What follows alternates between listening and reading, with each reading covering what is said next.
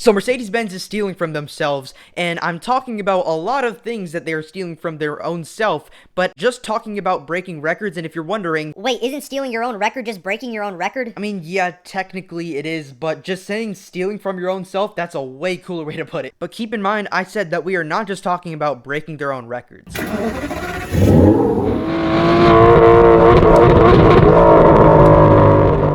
So if you haven't already, just please subscribe down below to help me achieve my dream of becoming a successful YouTuber. I make all types of content on this channel, from everything from car reviews, vlogs, to my personal opinions, to redesigning cars, to short videos, and even informative videos. So basically every single thing a car guy would want in a YouTube channel. So make sure you hit that subscribe button down below and turn on post notifications so you'll be notified every single time this little monkey makes a new video. But Mercedes-Benz is stealing from themselves, as I said, for like the millionth time so far, even though we're only in like 30 seconds to a minute in through the video. But first of all, we're just going to talk about themselves breaking their own records. So back in like 2020 or something like that, I think it was like November of 2020, so around like 2 years ago, Mercedes-Benz AMG broke the record for the fastest lap around the Nürburgring in a production car, which was with the Mercedes-Benz AMG GT Black Series with a time of 6 minutes and 43 seconds, .616. The Lamborghini Aventador SVJ was dethroned from the King of the Ring, and that crown for the title of King of the Nürburgring was given to Mercedes-Benz AMG. But like 2 weeks ago,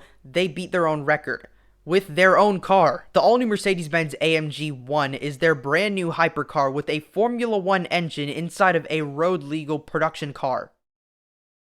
Think of that. Now, it doesn't really come to me as a surprise, but it kind of does come to me as a surprise because the AMG 1 isn't even faster than a Ferrari SF90 Stradale, which costs like more than double the amount less than the AMG 1 hypercar. Like, it can't even keep up with the SF90 Stradale, which is technically sort of a hypercar, but it can't even keep up with the McLaren 765 LT, which is still a supercar. And I'm talking about acceleration wise, even though the Mercedes-Benz AMG 1 does have all-wheel drive and the McLaren is just rear-wheel drive only, but it doesn't really come to me as a shock that it lapped the fastest Nürburgring time because, well, it does use a Formula 1 engine first of all, and I don't really know another car that could break it, unless you're talking about the brand new Porsche GT2 RS, which isn't even out yet. So we'll just have to wait for that. But the Mercedes-Benz AMG 1 did a Nürburgring time of 6 minutes and 35.183 seconds, which is 8.433 seconds faster than the GT Black Series that they broke the Nürburgring record with like 2 years ago. But now let's move on to my second point of why Mercedes-Benz is sort of stealing from themselves,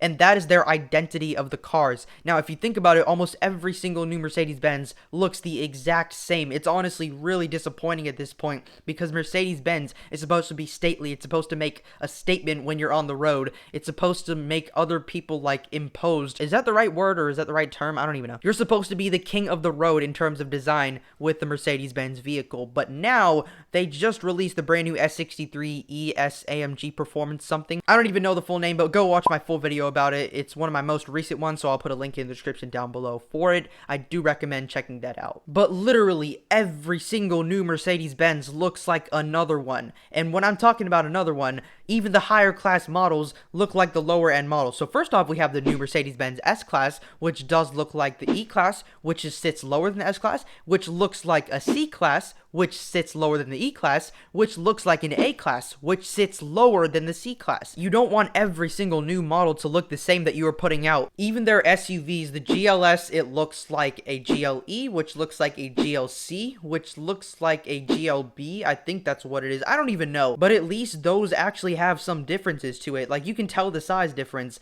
a lot. And I was just passing by our local Mercedes-Benz dealer the other day. As I was driving, I turned, and then I saw the headlights of the S-Class and the whole front of the body. And I'm like, that looks way too similar to a C-Class. And think again, I just saw the side view at first. The graphics of the taillights, the headlights, same thing. They all look like the C-Class, which is really, really disappointing. But then you move on to the Mercedes-Benz EQ models, which gets even worse. And now I'm not going to talk about the SUVs, but we do have the EQS SUV, which looks exactly like the EQE SUV. Then we have the sedans, which gets even worse than the SUVs. We have the EQS sedan, which is really, really ugly, and honestly, it's hideous. And then we have the EQE sedan, which looks actually better than the EQS somehow, which isn't supposed to be the case. And then there's probably going to be an EQC, which will look probably like an EQE, which looks like the EQS.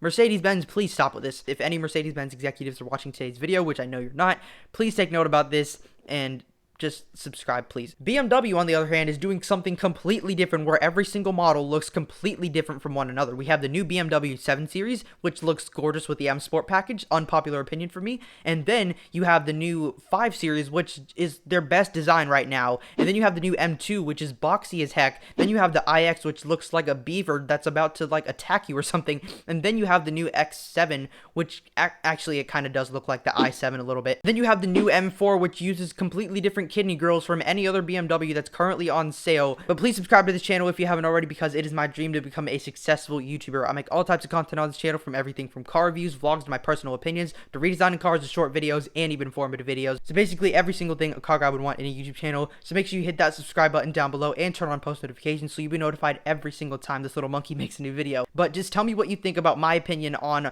all the brand new Mercedes-Benz vehicles. Did I put it the right way that they are stealing from each other in terms of the identity and their own records, which is actually a good thing in terms of the record breaking? But yeah, again, just tell me your thoughts in the comments down below. I would really like to hear your thoughts, but I do hope to see you in a future video, and bye for now. Please subscribe, lol, I have big dreams on YouTube. Mine and will ever be built by mankind. Why did I just do that? But that brings me on to my note of please subscribe to this channel. That's not even good grammar.